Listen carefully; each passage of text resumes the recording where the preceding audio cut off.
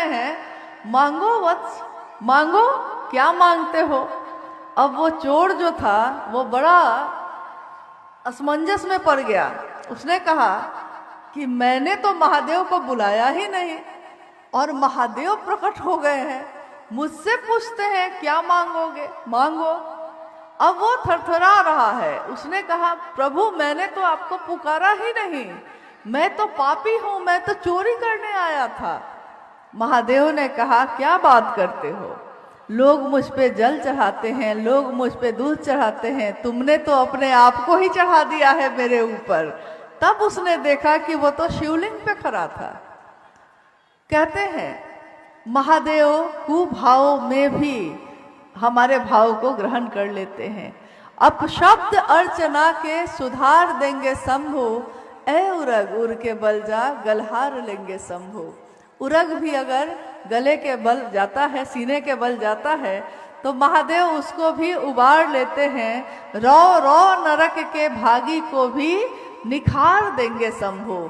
जो पापी से भी पापी हो, उसको भी अगर वो शिव की शरण में चला जाए तो महादेव उसको भी निखार देते हैं।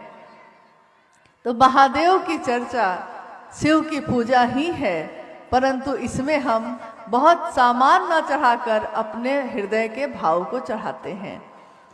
अंतर इतना ही है, लेकिन ये याद रखिएगा कि भाव ही सबसे महत्वपूर्ण है। भाव के साथ आपको जो और चढ़ाना हो तो चढ़ा लीजिए, लेकिन सारी चीजें चढ़ाकर भाव ना हो तो उसका कोई अर्थ नहीं है। एक जिज्ञासा और हम लोगों के पास आई है, जो किसी गुरु भाई ने लिख के भेजी है कि एक माला 24 घंटे में हम एक माला ही क्यों करते हैं, एक माला करना अनिवार्य क्यों बताया गया है। यही है ना, कहाँ चले गए आपके। एक दीवा रात्रि में एक माला से नमः शिवाय करना क्या अनिवार्य है और इससे क्या फायदा है। लौकिक और पारलौकिक कष्ट के लिए शिव के शिष्य अपने गुरु शिव को प्रणाम करने के लिए एक माला जप का भी विधान है। 24 घंटे में एक बार वो अपने गुरु शिव को माला पे अगर करना चाहते हैं तो, लेकिन एक बात का ध्यान रखिएगा कि माला पे जप करने के पीछे एक ही कारण होता है, लौकिक कामनाओं की पूर्ति, लौकिक कष्टों से निवृत्ति। जो हमारे जीवन में कष्ट हैं वो दूर हो जाएं, इसके लिए जरूरी है कि हम 24 घंटे में एक बार नमः शिवाय से शिव को प्रणाम करें 108 बार एक माला से।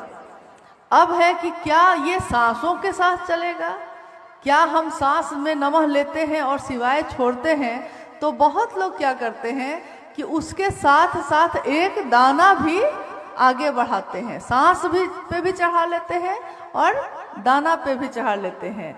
लेकिन साहब ने कहा कि आप एक बार में 2 नाव की सवारी कर सकते हैं, नहीं कर सकते हैं।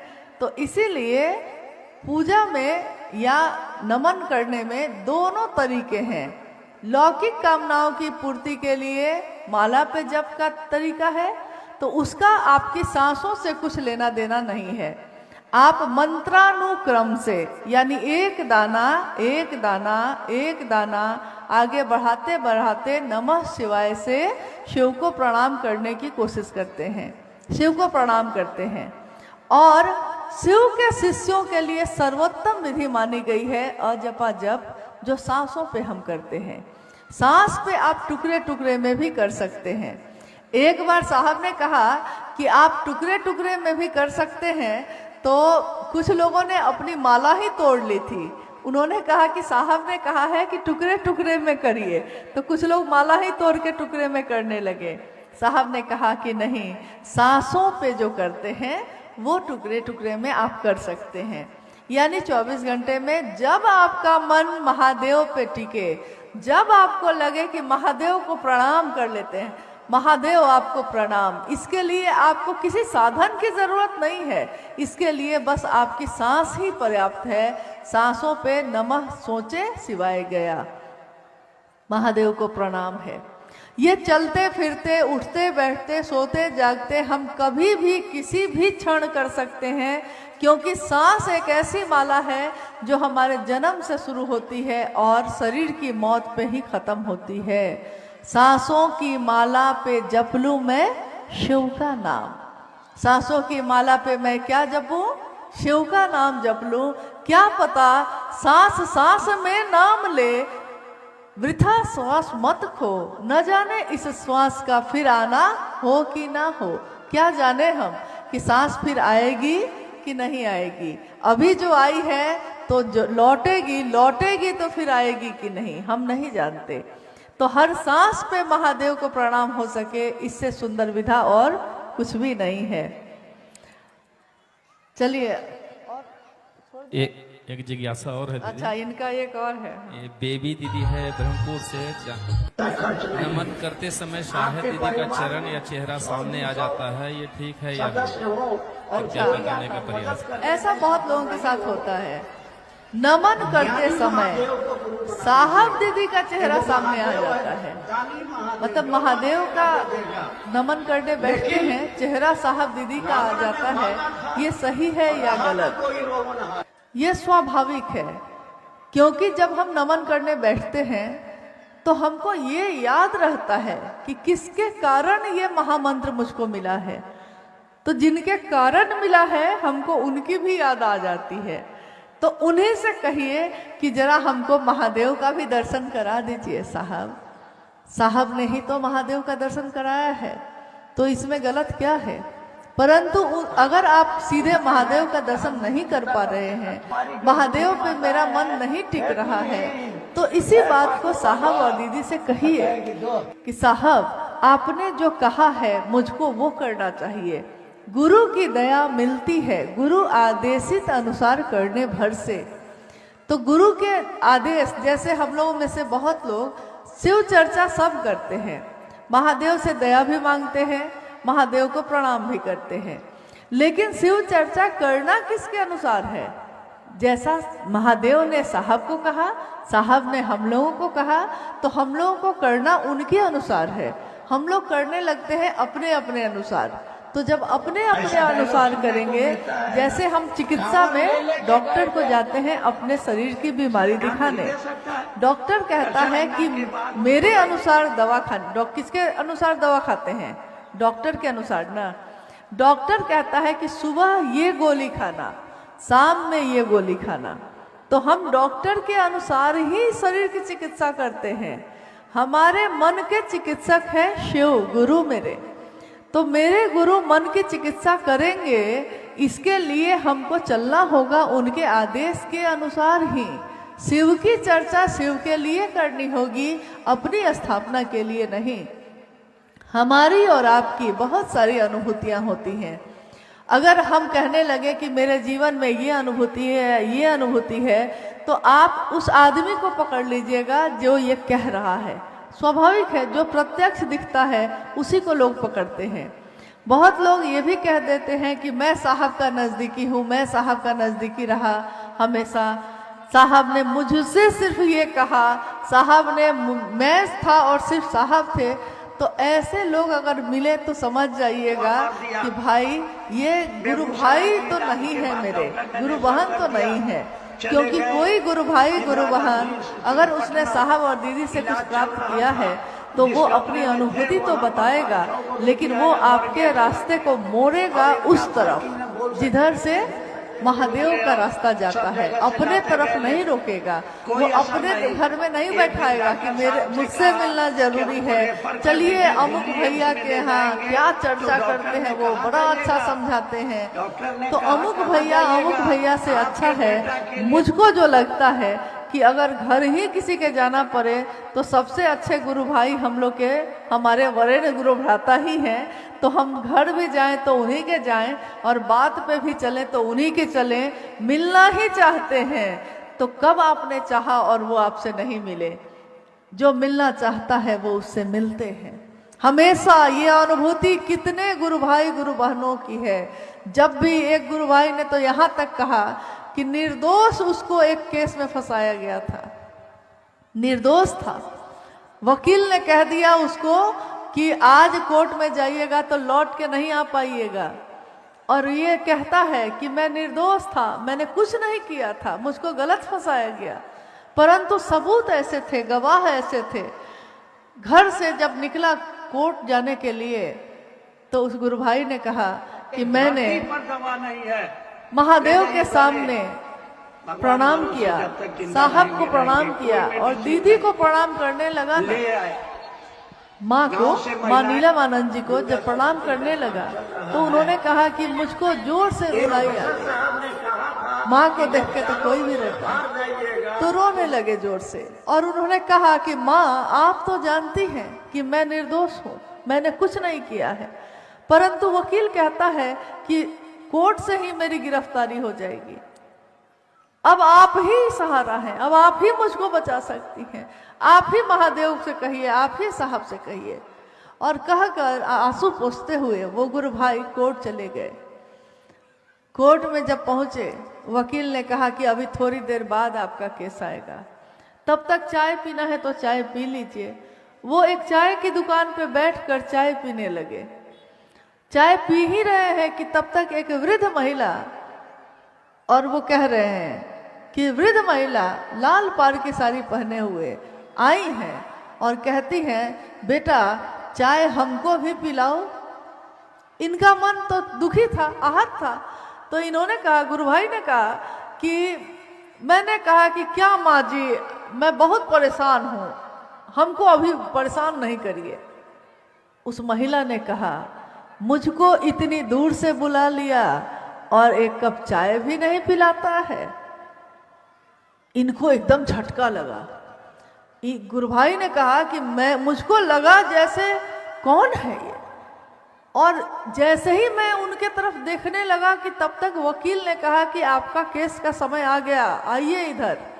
वो अंदर गए और जाते जाते उन्होंने कहा माता जी आप कहीं मत जाइएगा, मैं अभी आता हूँ, इनको चाय पिलाओ, मैं अभी आता हूँ। कह के वो कोर्ट में चले गए। कोर्ट में जब पहुंचते हैं तो जो गवाह आया उसने गवाही दी ही नहीं। उसने कहा कि मैंने कुछ नहीं देखा है, मेरे सामने कुछ नहीं हुआ है, और ये तो थे भी नहीं उस समय। बात ऐसी हो गई कि जज ने उस समय जजमेंट दे दिया और कहा कि आपके खिलाफ कोई सबूत नहीं है, आपके खिलाफ किसी की गवाही नहीं है, इसलिए आपको बाइज्जत बरी किया जाता है। गुरु भाई ने कहा कि मैं थरथराने लगा और मुझको लगा कि ये कैसे हुआ। तो वो दौड़े बाहर, चाय की दुकान जहाँ थी, जहाँ वो बैठा के आए थे जिनको, कहीं कोई नहीं।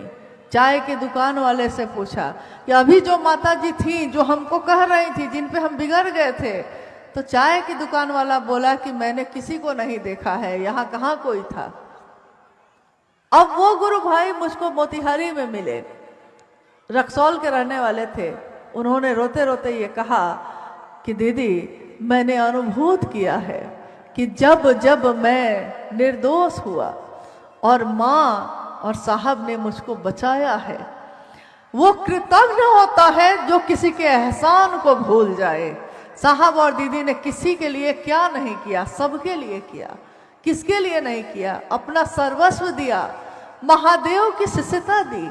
उन्होंने कभी नहीं कहा कि हाँ मुझसे मिलना जरूरी है, साहब ने कभी नहीं कहा कि मेरा नाम भी लेना जरूरी है, परंतु शिव का शिष्य कृतज्ञ होता है, एहसान मानता है। वो शिव का शिष्य हो ही नहीं सकता जो एहसान नहीं मानता हो।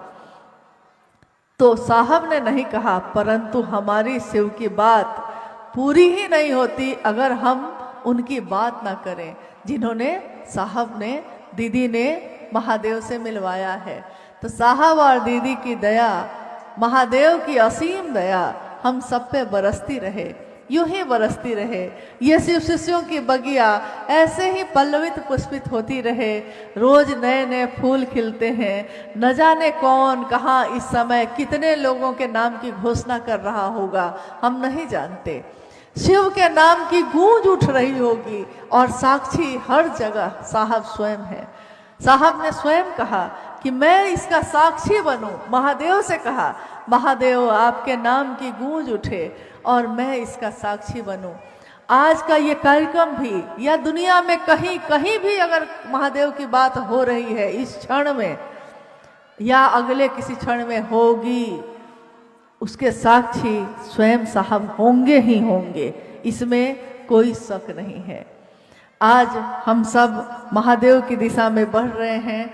मेरा यही निवेदन है, हम लोगों के यहाँ आने का भी उद्देश्य यही है कि आपके जीवन में आपने जो किया होगा सो तो किया होगा। महादेव नहीं कहते हैं कि मेरे लिए करो, महादेव नहीं कहते हैं कि मुझको प्रणाम करो। कोई सज्जन, कोई साधु ऐसा नहीं बोलता, तो महादेव कैसे बोलेंगे? परंतु हमारा क्या कर्तव्य है? हम महादेव की दुनिया में रहने वाले लोग, लेकिन हमारी दुनिया में महादेव क्यों नहीं है? ये साहब की पीड़ा है। उन्होंने कहा आपके छोटे छोटे घर हैं, छोटा छोटा परिवार है, एक मकान बनाया है आपने, लेकिन आप कहते हैं कि ये मेरा है, ये मेरा है।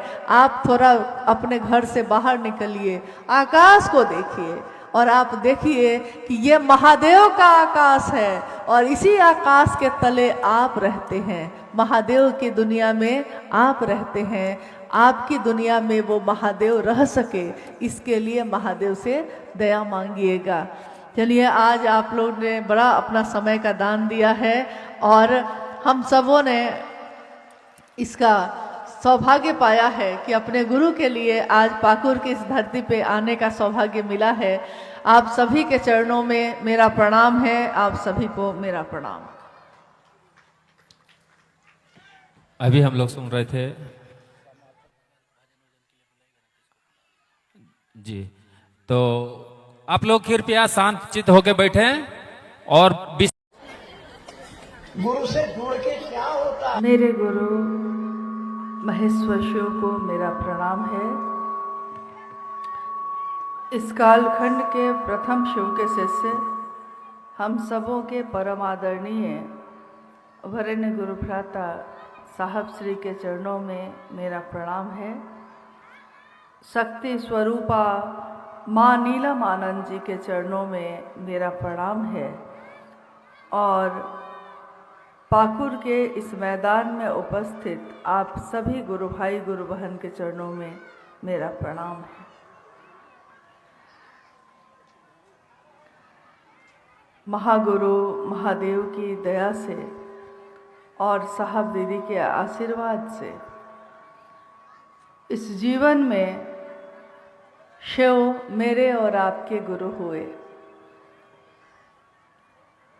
शिव गुरु की शिष्यता, इसी विषय पे आज का ये कार्यक्रम भी आयोजित है, जिसमें हम सभी गुरु भाई गुरु बहन शामिल हुए हैं और पहली बार संथाल परगना के इस पाकुर जिले में शिव गुरु महोत्सव का आयोजन यहाँ के गुरु भाई गुरु बहनों ने अथक परिश्रम के साथ, बहुत मेहनत के साथ आयोजित की है।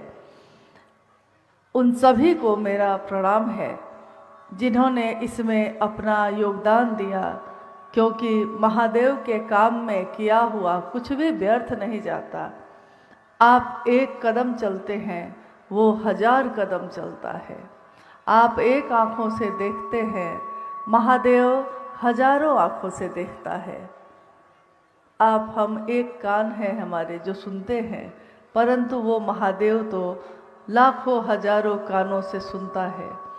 तो आज जो भी शिव का शिष्य अपने गुरु की बात कर रहा है, शिव की बात कर रहा है, इसमें महादेव की ही असीम दया सन्निहित है। महादेव की दया ना हो तो हम उनकी बात बोल भी ना सके, कोई सुन भी ना सके। आज महादेव की बात हो रही है, इसके पीछे शिव की इच्छा का ही ये परिणाम है। कभी शिव ने इच्छा की एको हम बहुश्याम, यानी मैं एक हूँ अनेक हो जाऊँ, और शिव एक से अनेक हो गए। जब ये धरती बनी भी नहीं थी, ये पृथ्वी, ये ब्रह्मांड सब सिर्फ इच्छा में ही निहित थे और शिव की समस्त शक्तियाँ, शिव की इच्छा सुषुप्तावस्था में थी, सोई हुई अवस्था में थी। एकमात्र शिव और एकमात्र माँ काली को अघोर और अघोरा कहा जाता है।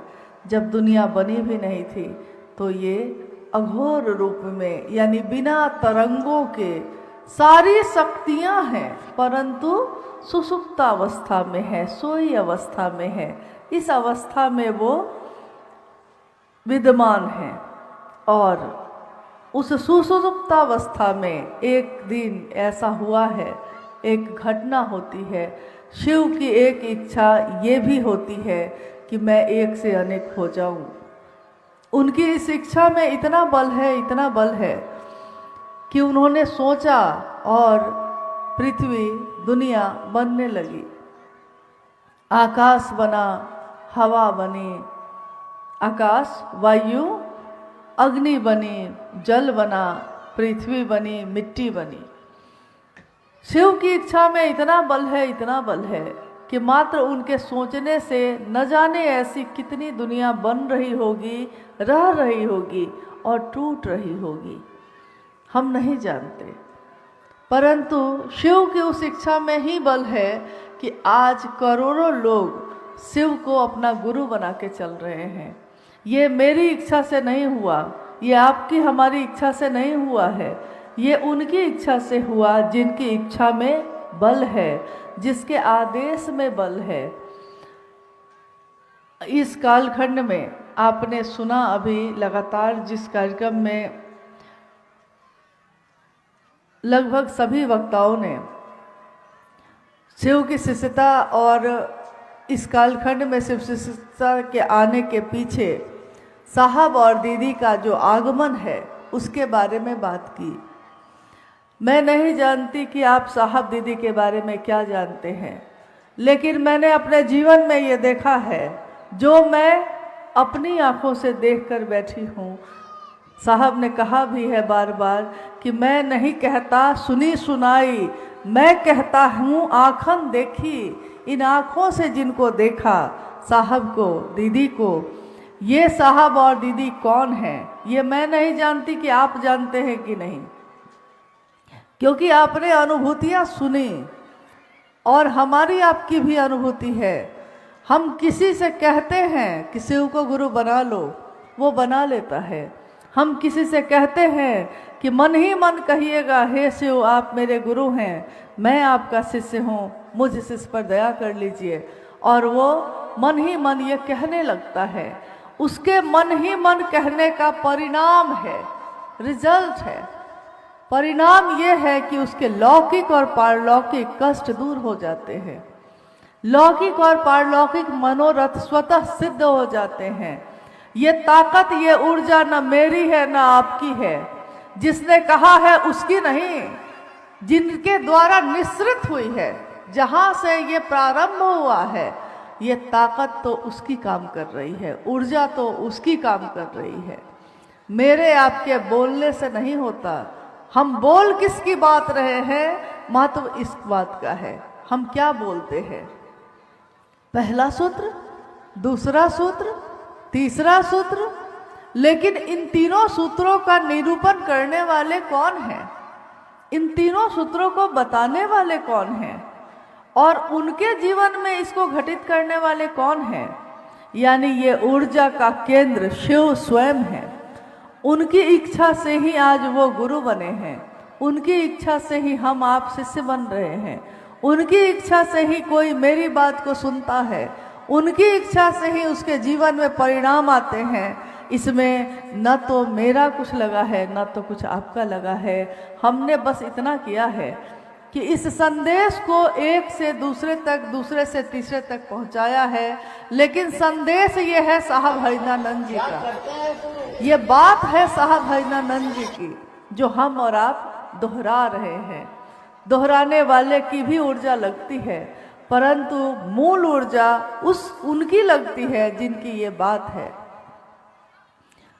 और साहब ने अक्सर अपनी चर्चाओं में ये कहा कि शिव क्या है, शिव का तत्व क्या है। शिव आवेश रहित आवेश है।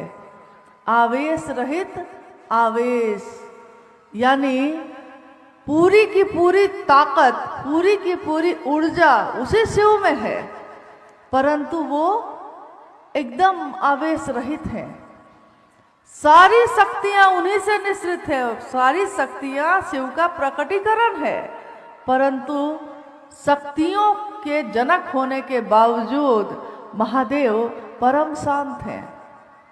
शांति की विश्व मूर्ति है वो, करुणावतारम है वो।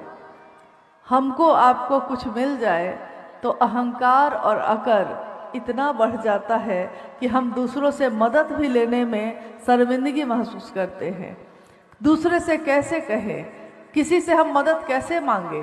परंतु देखिए, जिसके अंदर सारा का सारा आवेश है, जिसके अंदर सारी की सारी शक्ति है, वो शिव भोला बन के बैठा है। कोई भी जाकर जल चढ़ाता है और मनोकामनाओं की पूर्ति हो जाती है। हम भी इंसान हैं, शिव की रचना है, हम में भी कुछ ताकत है, हमारी इच्छा में भी बल है, परंतु हमारी इच्छा का बल थोड़ी दूर तक ही काम करता है, ज़्यादा दूर तक काम नहीं करता। जिस तरह हमारे घर में हम बल्ब जलाते हैं, स्विच ऑन करते हैं, बल्ब जल जाता है, पंखा चलने लगता है, कूलर चलने लगता है, एसी चलने लगता है, पूरा घर जगमगाने लगता है और हम कहते हैं कि बिजली आ गई, और अगर वो कट गई तो अंधेरा छा जाता है। ऐसा होता है हमारे घर में, रोज होता है। अगर बिजली कट गई तो अंधेरा छा गया, बिजली आ गई तो रोशनी आ गई। देखिए, बल्ब तो लगा है आपके घर में, स्विच बोर्ड पे तो स्विच लगे हुए हैं, परंतु अगर करंट ना हो, ऊर्जा का संचरण ना हो, बिजली ना हो, तो आपके घर के लगे पंखे पंखे ही लगे रह जाएंगे, चलेंगे नहीं। ठीक वैसे ही शिव की शिष्यता हो या भगवान शिव के समग्र स्वरूप, शिव ऊर्जा का भी अक्षय स्रोत है, परंतु आवेश रहित है। महादेव क्या है? अप्रतिम शिव की शिष्यता क्या है? महादेव देवों के भी देव हैं। देवों के देव यानी जितने भी देवी हैं, जितने भी देवता हैं, उन सब के भी देवता कौन है? महादेव। शिव योगियों के भी योगी हैं। जितने भी योगी हैं संसार में, उन सब के योगी, योगेश्वर, महायोगेश्वर शिव स्वयं हैं। जितने भी साधना करने वाले लोग हैं, चाहे वो कौल साधना हो या कोई भी साधना हो, महाकौलेश्वर कौन है? शिव स्वयं है। नटराज हैं, विश्वमूर्ति हैं, 3 आंखों वाले त्रयंबक हैं, और न जाने क्या क्या है। संसार जिसकी भी कल्पना कर सकता है, शिव सब कुछ है, परंतु आवेश होते हुए भी आवेश दिखता नहीं है, शांत है। वैसे ही जैसे करंट, बिजली तार के अंदर दौड़ रही है, लेकिन उस तार के ऊपर रबर की परत चढ़ी हुई है, तो एक बच्चा भी उस तार को उठाता है, उसको अपने पैरों से रौंद सकता है, उसको करंट नहीं लगता, बिजली का झटका नहीं लगता उसको। लेकिन अगर वो तार कहीं कट जाए, वो रबर की परत कहीं कट जाए और किसी का हाथ उससे छू जाए, तब आप देखिए क्या होता है। अगर 440 वोल्ट है तो उस ऊर्जा का परिणाम होता है कि छूते ही मौत हो जाएगी। छुआ नहीं आपने कि ये शरीर राख की ढेर हो जाएगी, यानी कितना आवेश है उसमें। परंतु आज उस महादेव को, जो आवेश ही आवेश हैं, उस महादेव को हमने अपने गुरु बनाया। गुरु बना के हम कहीं भी गली मोहल्ले में, मंच पे खड़े होके, सड़क पे कहीं भी जाते हैं तो हम अपने मुख से उस महादेव की बात को सुनाते हैं, महादेव की बात कहते हैं, महादेव की बात सुनते हैं। और जैसे एक बच्चा रबर चढ़ी हुई तार को उठाकर इधर से उधर रखता रहता है, हम आप भी महादेव की बात ऐसे हंसते खेलते बोलते हैं जैसे महादेव ही मेरा सबसे परम प्रिय है, महादेव ही मेरा सबसे बड़ा मित्र है, महादेव ही मेरा अपनों से भी बढ़ के अपना है। हमने अपने जीवन में ये देखा कि हम अगर महादेव की पूजा करते हैं तो हम सबसे साफ, सबसे स्वच्छ पानी, जल चढ़ाना चाहते हैं। अगर उस जल में थोड़ी भी गंदगी हो, हम महादेव पे नहीं चढ़ाना चाहते। अगर महादेव की स्थापना कहीं की है हमने मंदिर में या अपने पूजा घर में, तो हम उस पूजा घर में भी, उस मंदिर में भी अगर थोड़ी भी गंदगी दिखती है तो हम दूसरे से नहीं पूछते, खुद साफ करने लगते हैं। क्योंकि हमको लगता है कि जहाँ महादेव रहता हो वहाँ गंदा नहीं रहना चाहिए, वहाँ कचरा नहीं रहना चाहिए।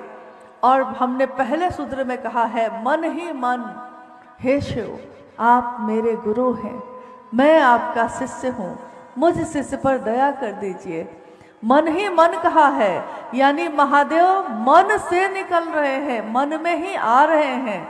मन में जाते मन में आते महादेव। और मन में अगर हम कचरा रखेंगे, किसी के लिए नफरत रखेंगे, किसी को देखना पसंद नहीं करेंगे, तो क्या उस स्थान पे, उस मन में महादेव रुक पाएंगे?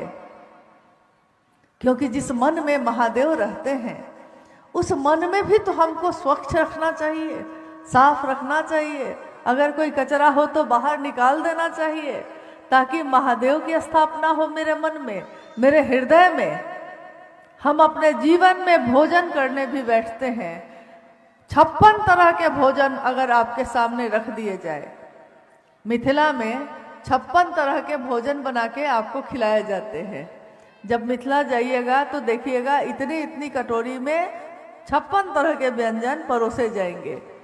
क्या एक व्यक्ति, एक इंसान 56 तरह का भोजन खा सकता है? तो नहीं खा पाएगा।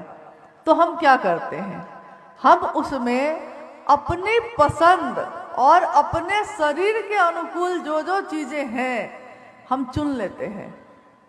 हम क्या खा सकते हैं, हमको क्या पसंद है, क्या खाने से मेरा शरीर स्वस्थ रहेगा। तो एक भोजन में भी हम चुनाव करते हैं। एक आलू और बैगन और टमाटर खरीदने जाते हैं, उसमें भी चुनाव करते हैं। और महादेव जब गुरु मिलते हैं तो हमारे जीवन की दशा और दिशा को बदल देते हैं। महादेव में हम चुनाव नहीं करते।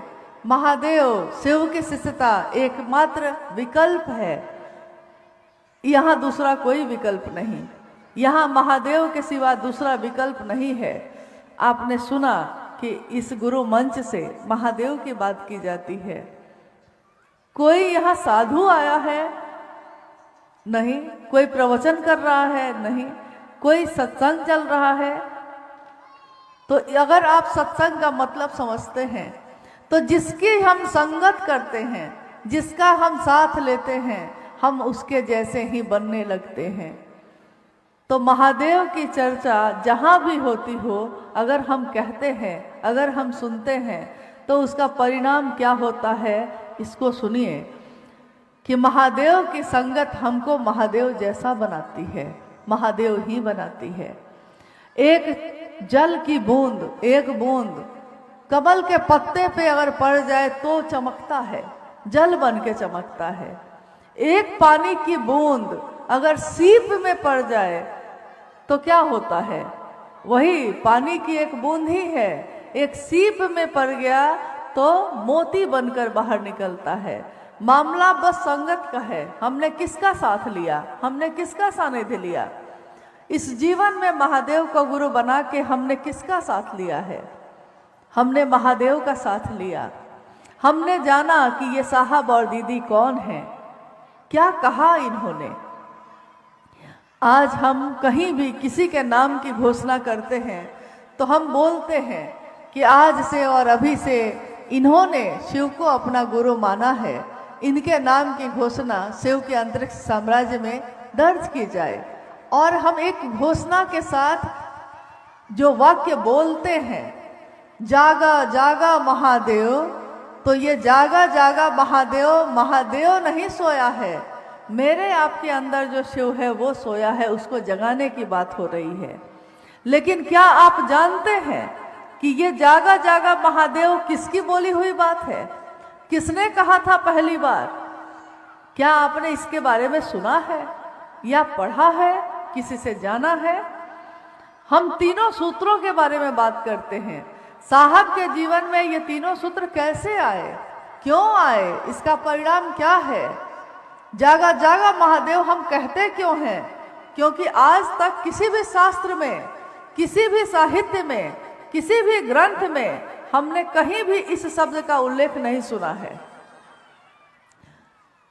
ये शब्द पहली बार आज से सालों पहले साहब और दीदी जब मधेपुरा से पटना आए, यानी 1982 में मधेपुरा गए थे वो। मधेपुरा से जब वो 88-89 में जब पटना आए तो वहाँ पहली बार माँ नीलम आनंद जी ने कहा कि हम लोगों को सबके बीच में कोई ऐसा आयोजन रखना चाहिए जिससे वैसे लोग भी शामिल हों जो शिवशिष्य नहीं हैं, वैसे लोग भी शामिल हो जाएं। तो इसका क्या उपाय है? उसी समय महाशिवरात्रि का त्योहार आने वाला था। तो माँ नीलम आनंद जी ने कहा कि महाशिवरात्रि का त्योहार हम लोग इस बार किया जाए। क्या लिखा जाए, क्या पढ़ा जाए, क्या उसमें धुन हो जो जिस पे हम गा सकते हैं? उस समय माँ नीलम आनंद जी ने लिखा था, हरा भोला भोला भोला हरा हरा, हरा शिवा शिवा शिवा हरा हरा। यानी आज से पहले और चीजों की धुन तो बज रही थी, लेकिन शिव के नाम की धुन मंदिरों में भी नहीं बज रही थी। घर में बजना तो दूर की बात है, कोई गाता नहीं था, कोई बोलता नहीं था। शिव की पूजा तो हो रही थी, लेकिन इस धुन से लोग अनजान थे। पहली बार उस महाशिवरात्रि में दीदी नीलम आनंद जी के द्वारा ये गाया गया। उनके साथ सभी गुरु भाई गुरु बहनों ने मिलकर इस धुन को गाया।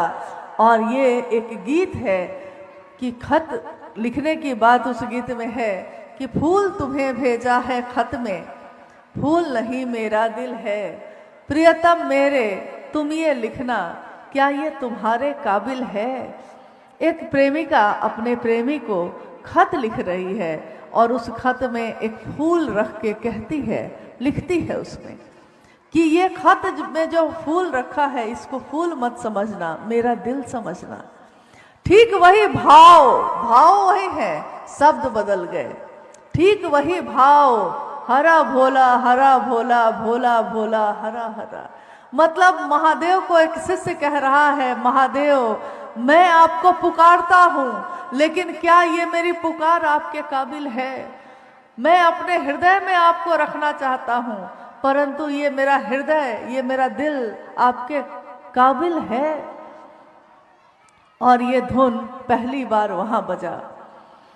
एक बार एक गुरु भाई जो पटना में पहला गुरु भाई बने थे, हरि काका, अब वो शरीर में नहीं है, शिवलीन हो चुके हैं।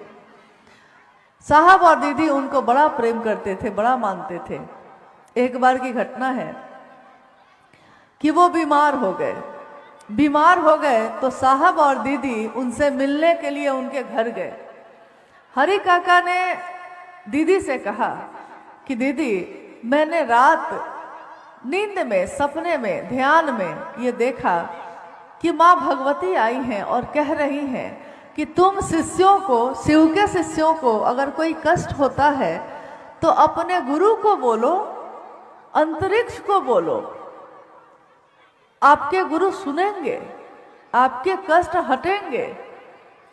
ये सुनकर साहब और दीदी लौट आए और लौटने के बाद साहब ने कहा भी, उस जगह पे भी कहा कि पता नहीं शिव की शक्ति क्या चाहती है, या शक्ति शिवस्य शक्ति, शिव की शक्ति में ही बल है, उनकी इच्छा है तो ऐसा ही होगा। लौटकर जब वो आए तो उन्होंने शाम में पूजा घर में माँ नीलम आनंद जी से कहा कि नीलम एक कागज पे लिखता हूँ और इस कागज को पूजा घर में महादेव के शिवलिंग के पास रखाइए। कागज पे उन्होंने लिखा नमः शिवाय, फिर दूसरी पंक्ति लिखी हर हर महादेव, तीसरी पंक्ति उन्होंने लिखी जागा जागा महादेव। और उन्होंने माँ नीलम आनंद जी से कहा कि नीलम, पूजा घर में ले जाकर इस कागज को महादेव के पास रख दीजिए, जो बॉस का आदेश होगा। साहब अक्सर महादेव को बॉस भी बोला करते, तो उन्होंने कहा जो बॉस का आदेश होगा वैसा ही किया जाएगा। थोड़ी देर बाद जब माँ नीलम आनंद उस कागज को उठाने गई तो उन्होंने देखा कि जागा जागा महादेव पे लाल रंग से सही का निशान किया हुआ था। साहब ने उस दिन शाम में सभी शिव शिष्यों को बैठा के कहा कि महादेव यही चाहते हैं, तो आज से हम लोग जब भी किसी के नाम की घोषणा करेंगे, नए शिव शिष्य बनेंगे, तो हम उस घोषणा के साथ शिव के अंतरिक्ष साम्राज्य को इसकी सूचना देंगे और जागा जागा महादेव के नाम का उद्घोष करेंगे।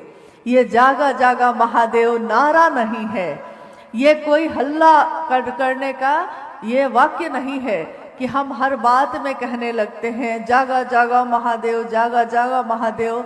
ये इतना महत्वपूर्ण वाक्य है, इसमें ऊर्जा है सन्निहित महादेव की। आप याद करिए कि आप हम जितने भी लोग यहाँ बैठे हैं, हमने जिस दिन महादेव को अपना गुरु माना है, जिस दिन माना होगा आपने, उस समय किसी ने आपके नाम की घोषणा की होगी। नाम की घोषणा हुई है?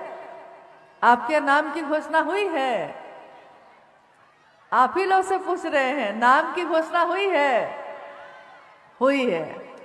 तो जिस समय नाम की घोषणा हुई होगी तो आपने महसूस किया होगा कि जैसे ही आपका नाम लिया गया होगा और किसी ने, सामने खड़े व्यक्ति ने, गुरु बहन या गुरु भाई ने ये कहा होगा कि आज से और अभी से इन्होंने शिव को अपना गुरु माना है, इनके नाम की घोषणा शिव के अंतरिक्ष साम्राज्य में दर्ज हो, और सबने मिलकर कहा होगा जागा जागा महादेव। आपने महसूस किया होगा कि ऊर्जा का संचरण आपके हृदय ने महसूस किया है, आपके मन प्राण में जैसे कुछ आ गया है। महसूस हुआ है? कुछ ऐसा हुआ है? हुआ है, क्योंकि अपने दिल से जानिए सबके दिल का हाल।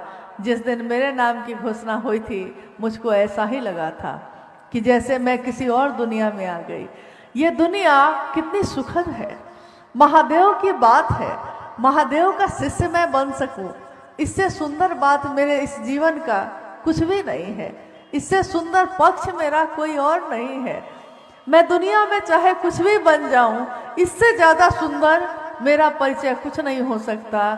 क्योंकि जिस दिन साहब को 1986 में आकाशवाणी सुनाई दी थी, उस दिन साहब ने कहा कि मैं उस समय डिप्टी कलेक्टर था मधेपुरा में। मधेपुरा से वो पटना जा रहे थे। पटना जाने के क्रम में वो बेगूसराय में रुके थे। बेगूसराय के जो मजिस्ट्रेट थे, रोहतगी अंकल, जो अब शरीर में नहीं हैं, उनके आवास पे साहब रुके हैं।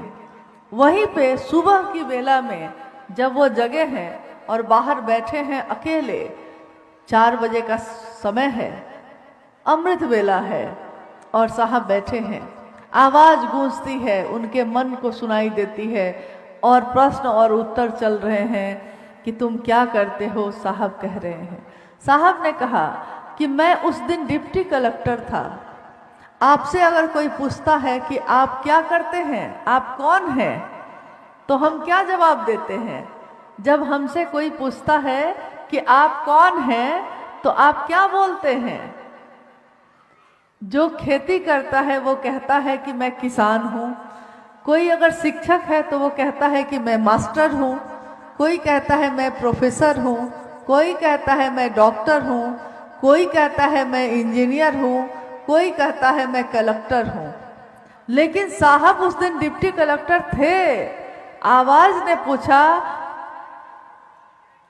क्या करते हो, तो इन्होंने कहा इनको एक ही रूप अपना याद आया, क्या मैं शिव का शिष्य हूं, शिव शिष्य बनाता हूं। इन्होंने कहा कि मैंने ये क्या कह डाला उस दिन। मैं कह सकता था मैं डिप्टी कलेक्टर हूं, मैं प्रशासन का काम करता हूं, लेकिन मैंने कहा कि मैं शिव का शिष्य बनाता हूं। और आवाज ने कहा जो तुम करते हो दूसरों को करने के लिए कहना। आवाज किसकी थी? महादेव की वो आवाज जो इनको सुनाई दे रही थी। उस आवाज में महादेव की ऊर्जा काम करती है। इसीलिए साहब ने जो कहा तो करोड़ों लोगों ने सुना और सुनते ही जा रहे हैं। हम और आप भी जो दोहराते हैं उसमें करंट जो दौड़ रहा है, ऊर्जा जो दौड़ रही है, वो न मेरी है न आपकी। ये ऊर्जा दौड़ रही है उसमें, उस वाक्य में स्वयं शिव की और मानव तन का, जिस मानव तन का सहारा लेकर ये ऊर्जा उतरी है इस धरती पे, उस मानव तन को हमने कहा है हमारे वरेण्य गुरु भ्राता, हमारे साहब हरिंदानंद जी जो ममता से पोषित करती रही हैं, उनको हमने कहा है शक्ति स्वरूपा मां नीलमानंद। मां नीलमानंद की ही ये ऊर्जा जो आज सबके माध्यम से गुजर रही है और लोगों तक पहुंच रही है। इसमें मेरा आपका कुछ भी नहीं है। मेरा क्या लगे तेरा तुझको अर्पण, क्या लागे मेरा। अक्सर हम किसी जगह पे आवाज सुनते हैं महादेव की चर्चा की, तो हम पहुंच जाते हैं वहां, आवाज सुनकर पहुंचते हैं। अनजान आदमी पहुंचता है और लाली देखन मैं गई, मैं भी हो गई लाल। लाली मेरे लाल की, जित देखो तित लाल। लाली देखने गई थी मैं तो गई थी, महादेव की बात हो रही है जरा सुन लो, लेकिन लौटी हूं तो महादेव को अपने दिल में लेकर लौट गई। महादेव छूट नहीं सके। फिर सारी दुनिया में हमारे जीवन में अगर कुछ भी होता है तो हम किसी को नहीं छोड़ते, लेकिन महादेव से अगर हमारा संबंध, हमारा लगाव कमजोर होगा तो हम महादेव को ही छोड़ने की बात करते हैं। हमारे जीवन में एक दिन समृद्धि होती है और कभी वो समृद्धि अगर चली जाए, नमक और रोटी खाने की नौबत आ जाए, नमक और रोटी खाते समय भी हम अपने बेटा को नहीं छोड़ते, हम अपने पति को नहीं छोड़ते, हम अपने माता पिता को नहीं छोड़ते, लेकिन हम महादेव को छोड़ने का सोचते हैं। महादेव ना छूट सके, क्योंकि महादेव मेरा अपना है और जो मेरा अपना है हम उसको नहीं छोड़ते, चाहे जीवन में कुछ भी होता हो। तो महादेव की दया से हमारा जीवन शिवमय बने, सुखमय बने, इसी की कामना साहब और दीदी ने की। हमेशा उन्होंने यही कामना की कि जो शिव के शिष्य हैं उनका जीवन शिवमय हो, शिव की दया की अतल गहराइयों में हमारा मन समाहित ही होता रहे। हम सबका मन ऐसा हो। अतल गहराई का अर्थ होता है जिसका कोई तल ना हो। तालाब का तल होता है, नदियों का तल होता है, समंदर का भी तल होता है। तल का अर्थ होता है जमीन। कितना भी पानी हो, लेकिन नीचे कहीं ना कहीं जमीन है। लेकिन शिव की दया अतल गहराई है। वो शिव की दया का कोई तल नहीं है, उसमें मन डूबता ही रहता है, हमारा मन समाहित हुई होता रहे। यही शिव के शिष्य साहब हरिंदानंद जी ने हम सभी शिव शिष्यों के लिए कामना की है। आइए, आप काफी देर से कष्ट में बैठे, लेकिन देखिए महादेव की असीम दया से मौसम कितना खुशगवार है। उसने भले आपने पंडाल नहीं लगाया, लेकिन महादेव का पंडाल खुद ही लग जाता है। और ऐसी कितनी घटना मैंने अपनी आंखों से देखा है। आपके जीवन में भी घटित हुआ होगा जब भी शिव की चर्चा होती है। एक बार जब मैं साहब के साथ एक यात्रा में गई थी और काफ़ी तेज गर्मी थी वहाँ, इतनी तेज थी कि मुझको गर्मी लग रही थी बहुत। और मैंने साहब से अनुरोध किया था कि कितना अच्छा होता, एकदम तेज गर्मी है, सूरज चमक रहा है और गर्मी में पसीने से नहाए हुए हैं हम लोग, और उस गर्मी में भी मैंने साहब से कहा कि कितना अच्छा होता अगर महादेव की दया से बादल आ जाते कहीं, और मेरी अनुभूति है कि कुछ ही मिनटों में साहब हंस पड़े, मांगा भी तो क्या मांगा, और हंस पड़े, और कुछ ही मिनटों में पूरे आकाश में बादल ही बादल थे। शिव के शिष्य की इच्छा में बल है, जिनके चाहने से मौसम बदल जाते हैं, जिनके चाहने से हमारा दिन बदल जाता है। तो उन साहब के बात पे हम लोग चल रहे हैं, इससे बड़ा सौभाग्य हमारा और क्या होगा। आइए हम लोग के जिज्ञासाओं पे भी बात कर लेते हैं, फिर उसके बाद तो आप भी लौट जाइएगा, हम भी लौट जाएंगे। लौटना तो हम लोग सबको है, परंतु आइए अपने इस समय का सदुपयोग करें, हम थोड़ी महादेव की बातों की जिज्ञासाओं पे बात कर लेते हैं। जिज्ञासा है कि पूर्व से चली आ रही देवी देवताओं के पूजा पाठ और आज की शिव शिष्यता में क्या अंतर है। जिज्ञासा आपने सुनी कि पहले से जो पूजा पाठ होते आए हैं, शिव के भी, अन्य देवी देवताओं के भी, शिव की पूजा जो पहले से होती आई है, उसमें और आज की शिव शिष्यता में अंतर क्या है। अंतर कोई नहीं है। शिव की चर्चा भी शिव की पूजा ही है। शिव की चर्चा में हम क्या करते हैं? महादेव को प्रणाम करते हैं कि नहीं? महादेव से दया मांगते हैं कि नहीं? महादेव के ही भजन तो गाते हैं, महादेव की चर्चा ही तो बोलते हैं और सुनते हैं। बस हाथ में फूल नहीं है, हाथ में अपना दिल लेकर बैठे हैं। मिठाइयाँ नहीं है, भाव लेकर बैठे हैं। अंतर यही हो गया है कि जहाँ एक तरफ हम कर्मकांड में बहुत ज़्यादा रहे, कर्मकांड गलत नहीं है। अगर आपके पास फल है, फूल है, चढ़ाइए महादेव को, जल है, दूध है, चढ़ाइए। लेकिन अगर रहे हैं मांगो वत्स, मांगो, क्या मांगते हो? अब वो चोर जो था वो बड़ा असमंजस में पड़ गया। उसने कहा कि मैंने तो महादेव को बुलाया ही नहीं और महादेव प्रकट हो गए हैं, मुझसे पूछते हैं क्या मांगोगे, मांगो। अब वो थरथरा रहा है। उसने कहा प्रभु मैंने तो आपको पुकारा ही नहीं, मैं तो पापी हूं, मैं तो चोरी करने आया था। महादेव ने कहा क्या बात करते हो, लोग मुझ पे जल चढ़ाते हैं, लोग मुझ पे दूध चढ़ाते हैं, तुमने तो अपने आप को ही चढ़ा दिया है मेरे ऊपर। तब उसने देखा कि वो तो शिवलिंग पे खड़ा था। कहते हैं महादेव कुभाव में भी हमारे भाव को ग्रहण कर लेते हैं। अब शब्द अर्चना के सुधार देंगे शंभु, ए उरग उर के बल जा गलहार लेंगे शंभु।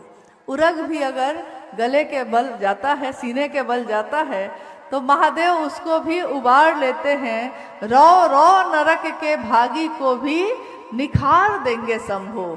जो पापी से भी पापी हो, उसको भी अगर वो शिव की शरण में चला जाए तो महादेव उसको भी निखार देते हैं। तो महादेव की चर्चा शिव की पूजा ही है, परंतु इसमें हम बहुत सामान न चढ़ाकर अपने हृदय के भाव को चढ़ाते हैं। अंतर इतना ही है। लेकिन ये याद रखिएगा कि भाव ही सबसे महत्वपूर्ण है।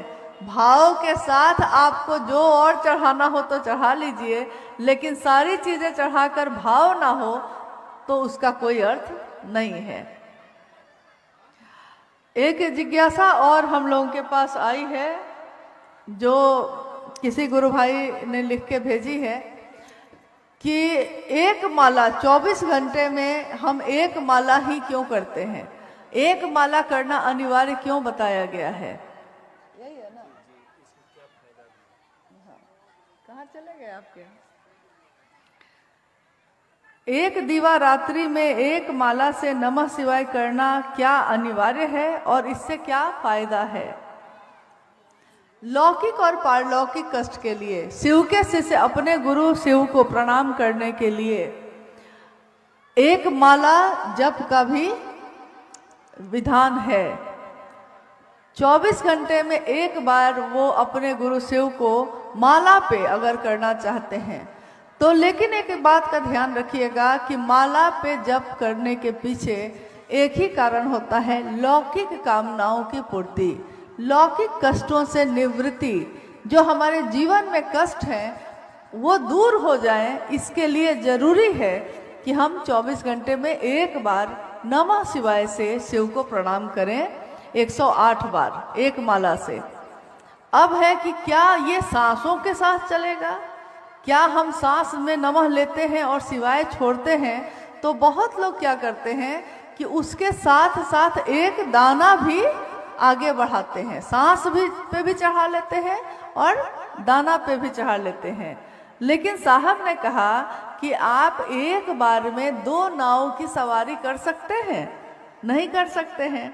तो इसीलिए पूजा में या नमन करने में दोनों तरीके हैं। लौकिक कामनाओं की पूर्ति के लिए माला पे जप का तरीका है, तो उसका आपकी सांसों से कुछ लेना देना नहीं है। आप मंत्रानुक्रम से, यानी एक दाना एक दाना एक दाना आगे बढ़ाते बढ़ाते नमः शिवाय से शिव को प्रणाम करने की कोशिश करते हैं, शिव को प्रणाम करते हैं। और शिव के शिष्यों के लिए सर्वोत्तम विधि मानी गई है अजपा जप, जो सांसों पे हम करते हैं। सांस पे आप टुकड़े टुकड़े में भी कर सकते हैं। एक बार साहब ने कहा कि आप टुकड़े टुकड़े में भी कर सकते हैं, तो कुछ लोगों ने अपनी माला ही तोड़ ली थी। उन्होंने कहा कि साहब ने कहा है कि टुकड़े टुकड़े में करिए, तो कुछ लोग माला ही तोड़ के टुकड़े में करने लगे। साहब ने कहा कि नहीं, सांसों पे जो करते हैं वो टुकड़े टुकड़े में आप कर सकते हैं। यानी 24 घंटे में जब आपका मन महादेव पे टिके, जब आपको लगे कि महादेव को प्रणाम कर लेते हैं, महादेव आपको प्रणाम, इसके लिए आपको किसी साधन की जरूरत नहीं है। इसके लिए बस आपकी सांस ही पर्याप्त है। सांसों पे नमः सोचे शिवाय गया, महादेव को प्रणाम है। ये चलते फिरते उठते बैठते सोते जागते हम कभी भी किसी भी क्षण कर सकते हैं, क्योंकि सांस एक ऐसी माला है जो हमारे जन्म से शुरू होती है और शरीर की मौत पे ही खत्म होती है। सांसों की माला पे जप लूं मैं शिव का नाम। सांसों की माला पे मैं क्या जपूं? शिव का नाम जप लूं। क्या पता सांस सांस में नाम ले, वृथा श्वास मत खो, न जाने इस श्वास का फिर आना हो कि ना हो। क्या जाने हम कि सांस फिर आएगी कि नहीं आएगी। अभी जो आई है तो जो लौटेगी लौटेगी, तो फिर आएगी कि नहीं हम नहीं जानते। तो हर सांस पे महादेव को प्रणाम हो सके, इससे सुंदर विधा और कुछ भी नहीं है। चलिए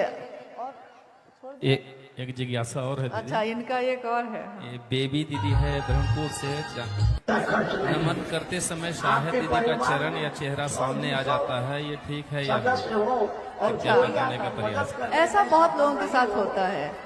नमन करते समय साहब दीदी का चेहरा सामने आ जाता है, मतलब महादेव का नमन करने बैठते हैं, चेहरा साहब दीदी का आ जाता है। ये सही है या गलत? ये स्वाभाविक है, क्योंकि जब हम नमन करने बैठते हैं तो हमको ये याद रहता है कि किसके कारण ये महामंत्र मुझको मिला है।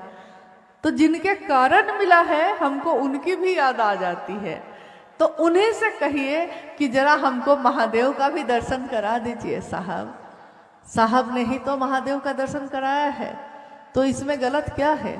परंतु अगर आप सीधे महादेव का दर्शन नहीं कर पा रहे हैं, महादेव पे मेरा मन नहीं टिक रहा है, तो इसी बात को साहब और दीदी से कहिए कि साहब आपने जो कहा है मुझको वो करना चाहिए। गुरु की दया मिलती है गुरु आदेशित अनुसार करने भर से। तो गुरु के आदेश, जैसे हम लोगों में से बहुत लोग शिव चर्चा सब करते हैं, महादेव से दया भी मांगते हैं, महादेव को प्रणाम भी करते हैं, लेकिन शिव चर्चा करना किसके अनुसार है?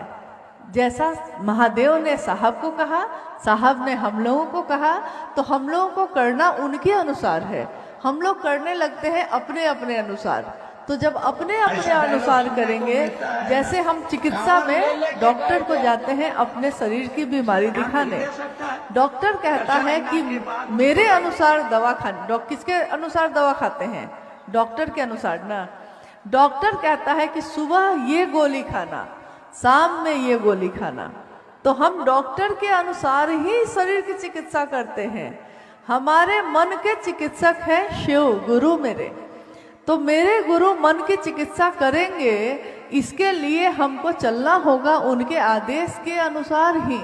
शिव की चर्चा शिव के लिए करनी होगी, अपनी स्थापना के लिए नहीं। हमारी और आपकी बहुत सारी अनुभूतियां होती हैं। अगर हम कहने लगे कि मेरे जीवन में ये अनुभूति है, ये अनुभूति है, तो आप उस आदमी को पकड़ लीजिएगा जो ये कह रहा है।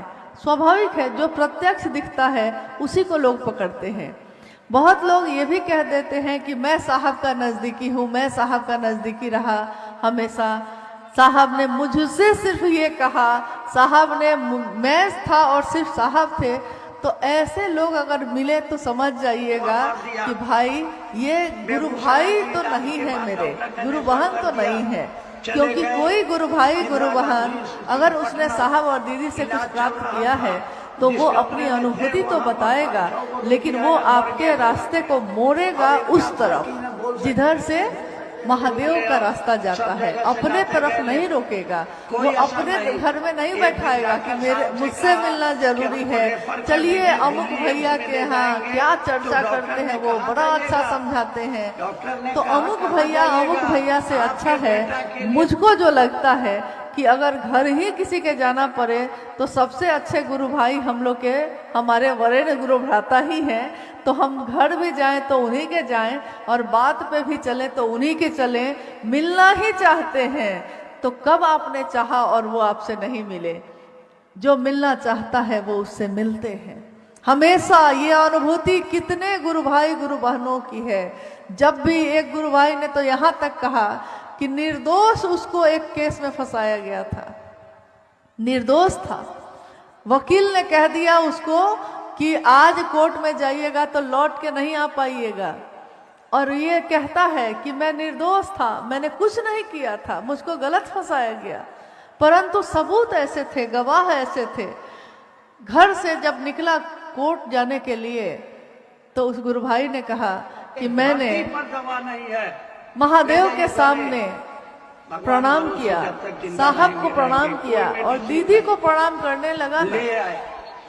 माँ को, माँ नीलमानंद जी को जब प्रणाम करने लगा तो उन्होंने कहा कि मुझको जोर से रुलाई आती। माँ को देख के तो कोई भी रोता, तो रोने लगे जोर से। और उन्होंने कहा कि माँ आप तो जानती हैं कि मैं निर्दोष हूँ, मैंने कुछ नहीं किया है, परंतु वकील कहता है कि कोर्ट से ही मेरी गिरफ्तारी हो जाएगी। अब आप ही सहारा हैं, अब आप ही मुझको बचा सकती हैं, आप ही महादेव से कहिए, आप ही साहब से कहिए। और कहकर आंसू पोंछते हुए वो गुरु भाई कोर्ट चले गए। कोर्ट में जब पहुंचे वकील ने कहा कि अभी थोड़ी देर बाद आपका केस आएगा, तब तक चाय पीना है तो चाय पी लीजिए। वो एक चाय की दुकान पे बैठकर चाय पीने लगे।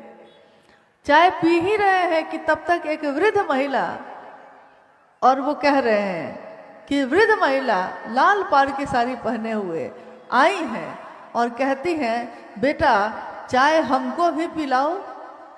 इनका मन तो दुखी था, आहत था। तो इन्होंने कहा, गुरु भाई ने कहा कि मैंने कहा कि क्या माँ जी मैं बहुत परेशान हूँ, हमको अभी परेशान नहीं करिए। उस महिला ने कहा मुझको इतनी दूर से बुला लिया और एक कप चाय भी नहीं पिलाता है। इनको एकदम झटका लगा। गुरु भाई ने कहा कि मुझको लगा जैसे कौन है ये, और जैसे ही मैं उनके तरफ देखने लगा कि तब तक वकील ने कहा कि आपका केस का समय आ गया, आइए इधर। वो अंदर गए और जाते जाते उन्होंने कहा माता जी आप कहीं मत जाइएगा, मैं अभी आता हूँ, इनको चाय पिलाओ, मैं अभी आता हूँ। कह के वो कोर्ट में चले गए। कोर्ट में जब पहुंचते हैं तो जो गवाह आया उसने गवाही दी ही नहीं। उसने कहा कि मैंने कुछ नहीं देखा है, मेरे सामने कुछ नहीं हुआ है, और ये तो थे भी नहीं उस समय। बात ऐसी हो गई कि जज ने उस समय जजमेंट दे दिया और कहा कि आपके खिलाफ कोई सबूत नहीं है, आपके खिलाफ किसी की गवाही नहीं है, इसलिए आपको बाइज्जत बरी किया जाता है। गुरु भाई ने कहा कि मैं थरथराने लगा और मुझको लगा कि ये कैसे हुआ। तो वो दौड़े बाहर, चाय की दुकान जहाँ थी, जहाँ वो बैठा के आए थे जिनको, कहीं कोई नहीं। चाय की दुकान वाले से पूछा कि अभी जो माता जी थी जो हमको कह रही थी, जिन पे हम बिगड़ गए थे, तो चाय की दुकान वाला बोला कि मैंने किसी को नहीं देखा है, यहाँ कहाँ कोई था। अब वो गुरु भाई मुझको मोतिहारी में मिले, रक्सौल के रहने वाले थे। उन्होंने रोते रोते ये कहा कि दीदी, मैंने अनुभूत किया है कि जब जब मैं निर्दोष हुआ और माँ और साहब ने मुझको बचाया है, वो कृतज्ञ होता है जो किसी के एहसान को भूल जाए। साहब और दीदी ने किसी के लिए क्या नहीं किया, सबके लिए किया। किसके लिए नहीं किया? अपना सर्वस्व दिया, महादेव की शिष्यता दी। उन्होंने कभी नहीं कहा कि हाँ मुझसे मिलना जरूरी है। साहब ने कभी नहीं कहा कि मेरा नाम भी लेना जरूरी है, परंतु शिव का शिष्य कृतज्ञ होता है, एहसान मानता है। वो शिव का शिष्य हो ही नहीं सकता जो एहसान नहीं मानता हो। तो साहब ने नहीं कहा, परंतु हमारी शिव की बात पूरी ही नहीं होती अगर हम उनकी बात ना करें, जिन्होंने साहब ने, दीदी ने महादेव से मिलवाया है। तो साहब और दीदी की दया, महादेव की असीम दया हम सब पे बरसती रहे, यूं ही बरसती रहे। ये शिव शिष्यों की बगिया ऐसे ही पल्लवित पुष्पित होती रहे। रोज नए नए फूल खिलते हैं। न जाने कौन कहाँ इस समय कितने लोगों के नाम की घोषणा कर रहा होगा, हम नहीं जानते। शिव के नाम की गूंज उठ रही होगी और साक्षी हर जगह साहब स्वयं है। साहब ने स्वयं कहा कि मैं इसका साक्षी बनूं। महादेव से कहा, महादेव आपके नाम की गूंज उठे और मैं इसका साक्षी बनूं। आज का ये कार्यक्रम भी, या दुनिया में कहीं कहीं भी अगर महादेव की बात हो रही है इस क्षण में या अगले किसी क्षण में होगी, उसके साक्षी स्वयं साहब होंगे ही होंगे, इसमें कोई शक नहीं है। आज हम सब महादेव की दिशा में बढ़ रहे हैं। मेरा यही निवेदन है, हम लोगों के यहाँ आने का भी उद्देश्य यही है कि आपके जीवन में आपने जो किया होगा सो तो किया होगा। महादेव नहीं कहते हैं कि मेरे लिए करो, महादेव नहीं कहते हैं कि मुझको प्रणाम करो। कोई सज्जन, कोई साधु ऐसा नहीं बोलता, तो महादेव कैसे बोलेंगे? परंतु हमारा क्या कर्तव्य है? हम महादेव की दुनिया में रहने वाले लोग, लेकिन हमारी दुनिया में महादेव क्यों नहीं है? ये साहब की पीड़ा है। उन्होंने कहा आपके छोटे छोटे घर हैं, छोटा छोटा परिवार है, एक मकान बनाया है आपने, लेकिन आप कहते हैं कि ये मेरा है, ये मेरा है। आप थोड़ा अपने घर से बाहर निकलिए, आकाश को देखिए और आप देखिए कि ये महादेव का आकाश है और इसी आकाश के तले आप रहते हैं। महादेव की दुनिया में आप रहते हैं। आपकी दुनिया में वो महादेव रह सके, इसके लिए महादेव से दया मांगिएगा। चलिए, आज आप लोग ने बड़ा अपना समय का दान दिया है और हम सबों ने इसका सौभाग्य पाया है कि अपने गुरु के लिए आज पाकुर की इस धरती पे आने का सौभाग्य मिला है। आप सभी के चरणों में मेरा प्रणाम है, आप सभी को मेरा प्रणाम।